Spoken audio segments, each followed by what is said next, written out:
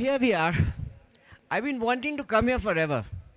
For the last almost 7 years, Janvi and I have been having this tryst with destiny to say I want to be up here. I've stayed long enough in Abbotsford. I love the library out there. It's a beautiful library to spend your time with, along with all the books that you buy here.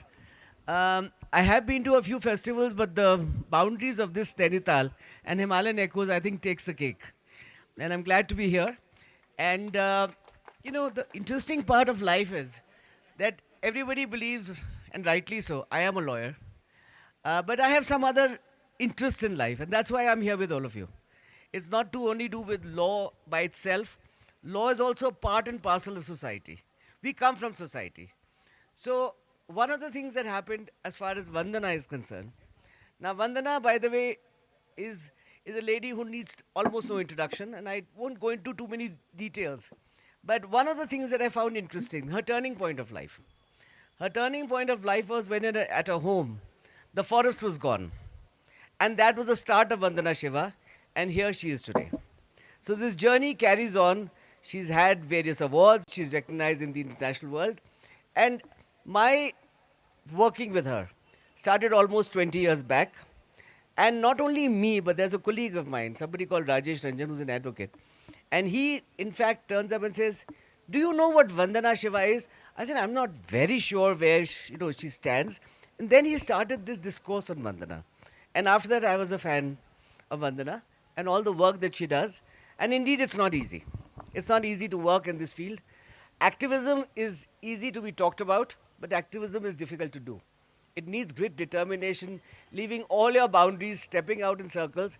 So just a month back, I was at Dehradun, at the beach farm, which Vandana runs, and we had this mango festival. And you would not believe it, the kinds of mangoes. I have seen mangoes all over the country. I've tried quite a few, even in Bihar. Where is Vijay? He's turned up right now. That's for Bihar. But the various kinds of mangoes and the fact that they're just hanging there, and they get spoiled within a few days because no pesticides. I mean, what is the world coming to? Today we look for value system. We're looking actually Askins did that. And if Dr. Usha Kothari is here, last night we were talking about, health, food. What is most important to us today? Roti, kapda or saans. Kapda thoda sa phir bhi manageable hai, even though the best of clothes are out here and all of you are wearing very pretty things. But roti, and roti has also become a question mark today. So I called Vandana the other day. I said, "Vandana, are carbs good or bad?" And Vandana says, "Okay, I think you'll have to kind of relook at it." And I asked her about milk. I said, "Is milk good or bad?" I mean, everybody says now, don't have it, not good for digestion. I said, "The cows used to have it. My servant at home fights with me.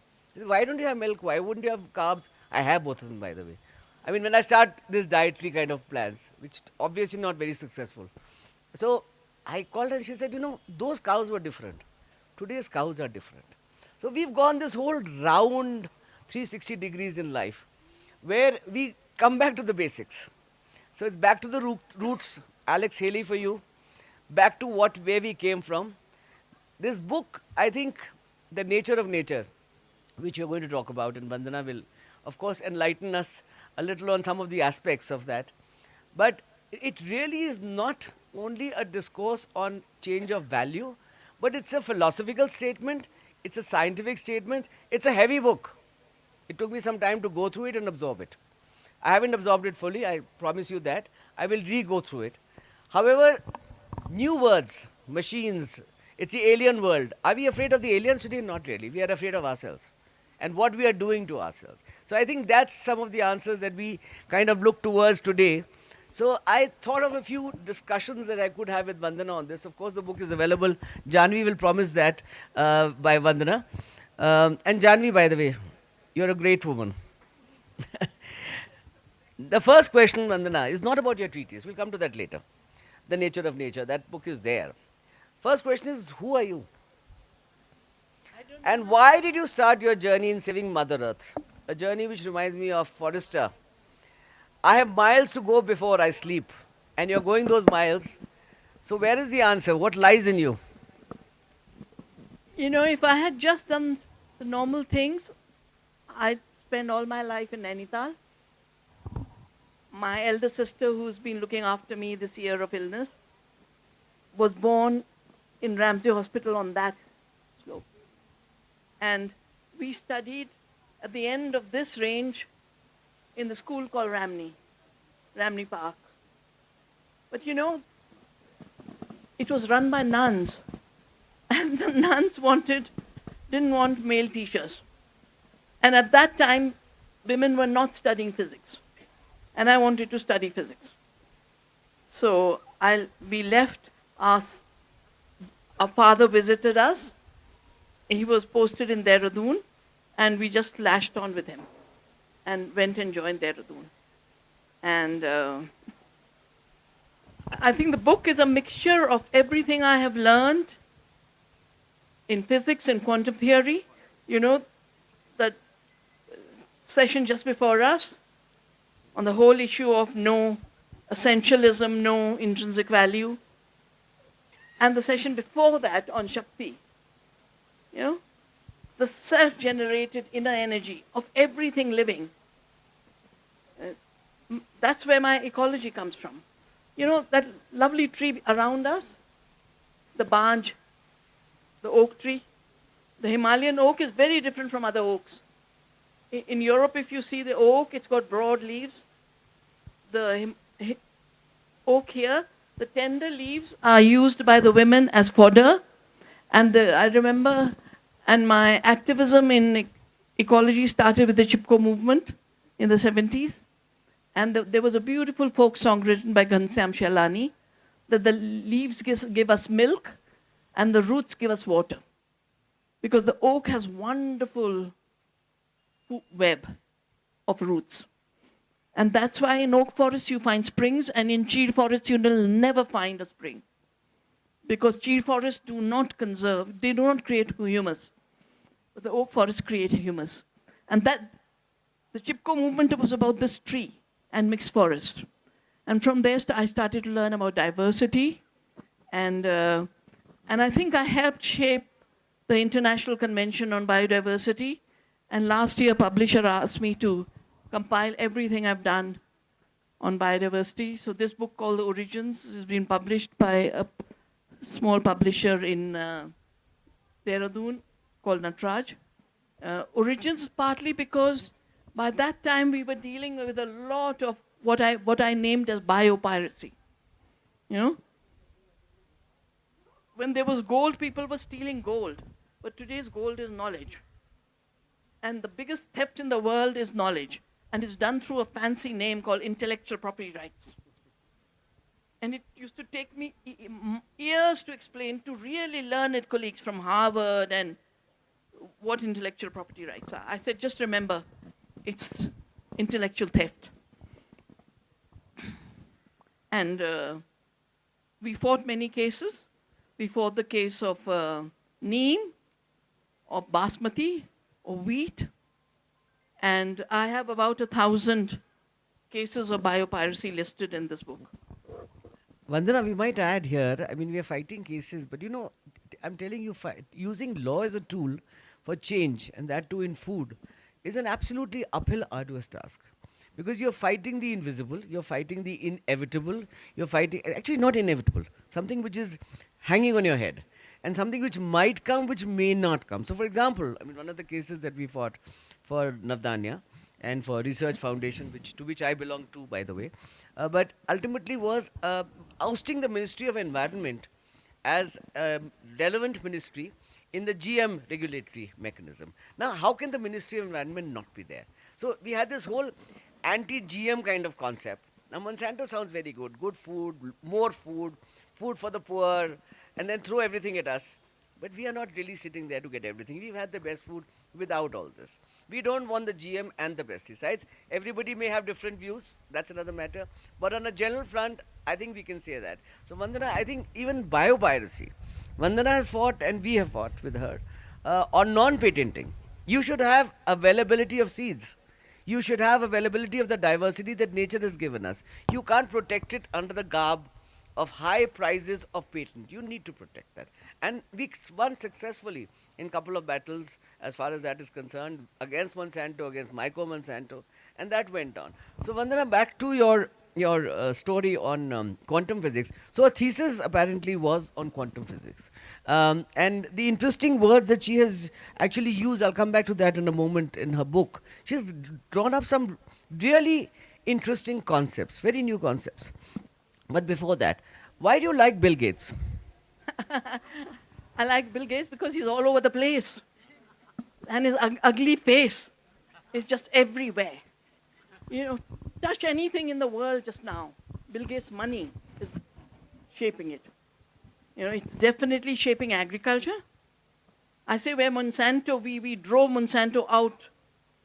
That's where Bill Gates entered. We drove Monsanto out of patenting, they had brought in GM banana. And now who's supporting it? Mr. Bill Gates.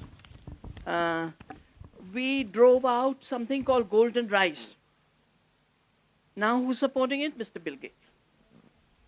Everything that the world knew was wrong and had been shelved is being kept alive by Mr. Gates.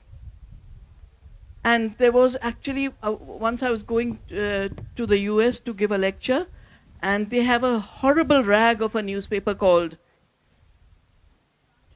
USA Today. And the USA Today cover story was on how Mr. Bill Gates is going to be the biggest agriculture mind of our times. In the headquarters of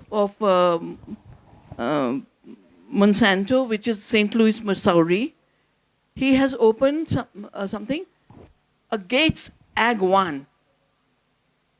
Yeah? One agriculture for the whole world. Up in the mountains, same agriculture. Down in Rajasthan, same agriculture. In the hot tropics, in the rainforest, same agriculture.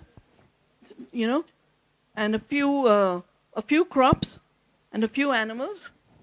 You know, Vandana, while you're talking about this, I just heard in Rajasthan, you're actually having resorts opening up with water and oasis happening. You know that? I can imagine. I think we want to be everything other than who we are. That's why your session was so important. And your answer to the young students in the seeking mind was so important. Know who you are. You know, coming back to Bill Gates, Vandana, what about COP21, Paris? So COP21 was run by him. And everyone was very happy. Everyone's very unhappy with the other very popular man just now. Trump. उसका नाम क्या? Trump ही तो है ना नाम उसका. How could you forget it, Vandana? I think he's the talk of town and the talk of US and the talk of the world, whichever way. So, you know, through the 80s and 90s, we worked on what was called free trade. By the way, I don't think any of you will know that the East India Company came to India under a free trade agreement. And in that free trade was that they would have private armies, that they would have double taxation. You know, the East India Company, named after India, they would not be taxed, but the Indian merchants with a little shop would be taxed. That's what drove the Indian economy down. So the first free trade agreement was the East India Company. It's the beginning of colonization. We had a very dear friend, he's no more, Chakravarti Raghavan. He used to be the head of PTI. And during emergency, he refused to do censorship. So Indira Gandhi called him and said, you know, as a prime minister, I must shut you down. As a good journalist, you must continue the work you're doing. I respect you a lot. She gave him a bouquet of flowers and said, leave by any flight tonight. Otherwise, I'll arrest you tomorrow. So Raghavan left and became a reporter for the United Nations. And he's the one who educated us, my sister Dr. Meera Shiba and me, about GATT, the General Agreement on Trade and Tariffs. And he wrote a book called Recolonization. Free trade agreement as recolonization. And he had been part of the independence movement too. He was that old. I think he died in his 80s. We're very fortunate to have had amazing people. I mean, oldies are, I'm much older than Pinky. For the young people here, you know, I'm very young. you are young. Of course you're young. But Vandana, on the Bill Gates, I'll just close one part here. So, COP21 in Paris is the turning point. It's when mandatory conditions for countries, and particularly developing countries, shifted into a regime of non mandatory, voluntary recognition of standards. And I think that changed the discourse. So, the burden, there were two things. One, it changed it from mandatory to voluntary. Secondly, it put the burden on developing countries, and which is so unfair. You've taken the benefit of whatever you had to take. You've mechanized, you've done progress, you have achieved the targets, and now you put the burden on. So we are constantly fighting this carbon battle. The very interesting part is whenever I go to conferences and we go abroad, everybody there will talk about saving carbon footprint, and everybody's there. But anyway, some people try, and it is tried, and of course Nainital is easier. You do commute in a slightly less expensive way on environment. And as we speak, ladies and gentlemen, I'm actually very troubled with the environment. I think we live in Delhi. I mean, Nainital is a boost of fresh air, but the AQI turning well over 300 is something. That's why I said roti, kapda or saas. As I said, I'll delete even kapda. Roti or saas kind of turns the world around. Um, Clothes being a basic necessity. So we really need to see what we can do. I mean, crop burning happening, Yeah. whether that's leading, I mean, even firecrackers burning. And there is a diverse issue always in environment, development, and sustainable development. I mean, these are two different aspects of the whole thing. And how do you make that balance happen? Believe me, it's not easy. But the way we worked on, as I said, COP21 on Bill Gates, and the last word on that is how you force the world to change itself into a backward cycle. And we need to kind of regenerate a forward cycle. Vandana, just let's go to some of the thoughts that you have put across in your book.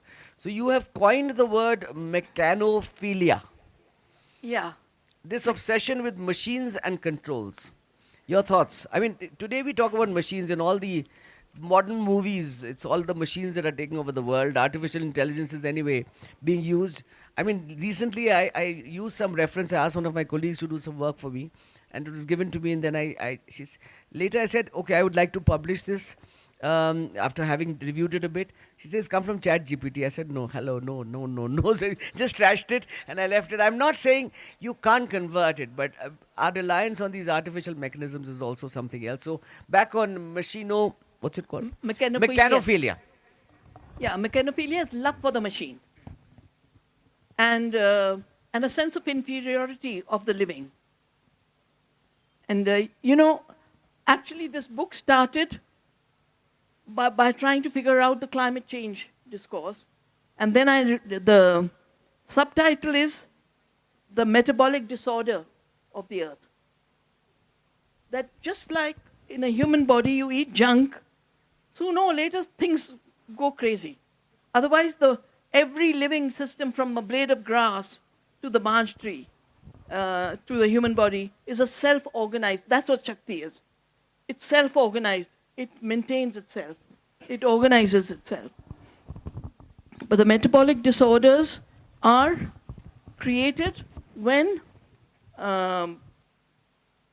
this ability to self-organize collapses. That's why people start with something small, and now 34-year-olds are getting heart attacks. 30-year-olds are getting heart attacks. And I started working with schools in Delhi on eating well. And when we started, 7% were obese.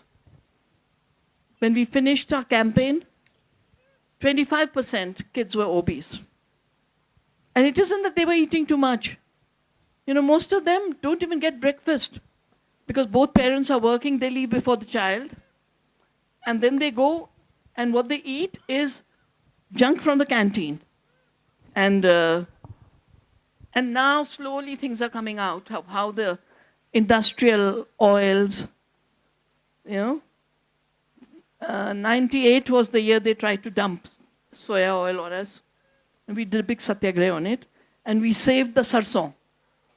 And the amount of nonsensical literature that was brought out on the sarson oil. Yeah? And there is a GM sarson being created. And the West does not like the smell of sarson. Arey barba, we love it.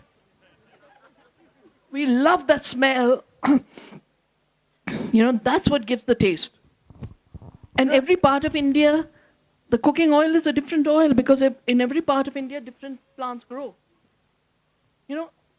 Kerala, it's coconut. In the center, it used to be linseed. In Gujarat, it's peanut. Yeah. Till, yes. Til. I mean, the original name, Tel, comes from Til. But I warn you, Vandana, you're saying the West is scared of sarson or the smell. They're so-called. scared of sarson. They are not really. They will come on to it. You just give them some time. No, they just drink it like this now. They will start straight away. Coconut oil, I know, has become a favorite not only in other things but also in beauty use. So instead of moisturizing creams and all, coconut oil seems to take the order of day. So just wait. Haldi, as an antibiotic or as a curative kind of situation, has really come into being. So just wait. The West just waits for a time when it becomes popular. So I'll just give you another example. Earlier, basmati was imported from India, mostly. Now I find Sela rice is being imported. That's because actually in its own way, it's possibly healthier. The polished basmati is a question mark. I'm not an expert on food, by the way, guys. But nonetheless, I keep attempting to do some work on it. So the point is, Sela is today the preferred thing because it gives the returns. So everything really, this is the other statement and thesis and thought that Vandana has kind of coined. The capitalist 1%, they control the world. And they control the way the world thinks. So America is the one, for example, which will market, which will so-called have a research. So red wine, suddenly, the best thing in the world is red wine. Don't have anything else. It'll give you, and suddenly you'll find almonds. Oh, no, don't have almonds now. Now we shift around to another. So that kind of turnaround philosophy keeps going all the time. So Vandana, your thoughts on the 1% capitalist of the world? They're not even 1%. I think they're 0.001%. I've written a book called Oneness versus 1%. Oneness versus, if you actually look at the investors, it's 3 companies: BlackRock, Vanguard, State Street. And these companies own every multinational of the world. Every pharmaceutical corporation, every pesticide corporation, every seed corporation. I started the study because Monsanto was bought out by Bayer, the German company. So I said, how did Germany get so much money to buy Monsanto? And then we found they're both owned by the same investors. It was just a musical chairs, And because, we do this work and we experience it.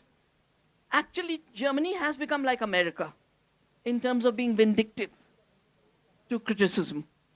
They used to be very progressive. And there are 2 treaties that were created at the Earth Summit in 92.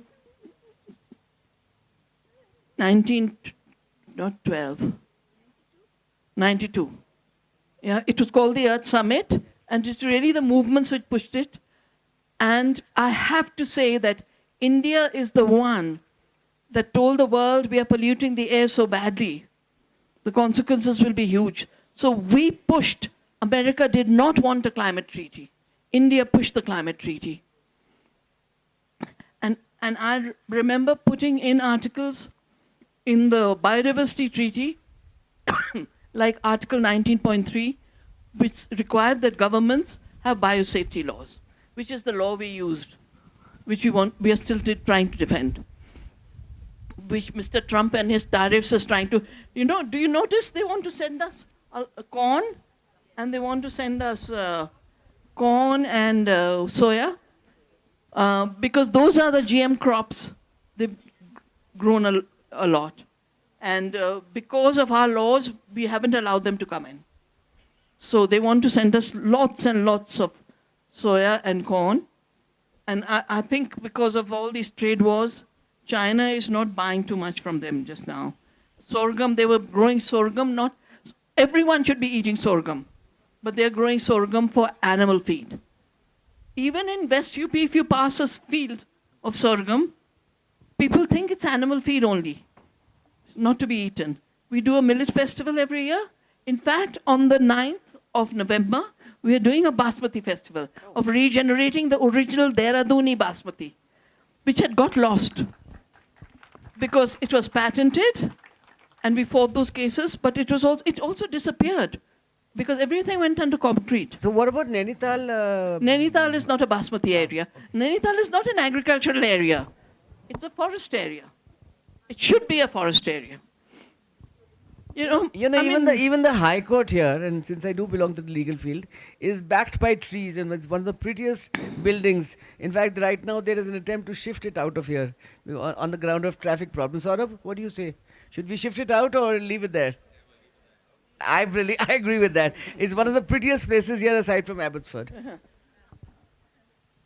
So Vandana, on this back to this capitalization. So Vandana again had a very interesting narrative. Basically there is a whole thing Vandana does. She theorizes and protects humans in one way or the other. And nature. No, of course. Humans as part of nature. No, exactly. So that's what I was just saying. You veer from the dominant narrative of blaming human Anthropocene. Anthropocene, yeah. And instead introduce the idea of a capitologenic epoch. Now, ladies and gentlemen, that's a very nice one because most of the time we blame human beings. You're saying we are responsible for ourselves. But here, I think Vandana changes that discourse. And Vandana, maybe you could just take a little slow shot at this. Because, a lot of climate scientists started to use the word Anthropocene as the problem for climate change. That humans are causing it. Not particular kinds of humans, driven by particular kinds of values. And the value of greed is basically what capitalocene is. Make money, destroy the living, make money. Count your wealth in terms of what you have in terms of money, not in terms of your well-being, not in terms of what around you, how well the forests are doing, how well your farms are doing. Count your I've done a book on the dictionary, on an economic dictionary, and I realized that every word that we use in economics, its origins, of course, are different. Its origins are either Greek or Latin in the English language, and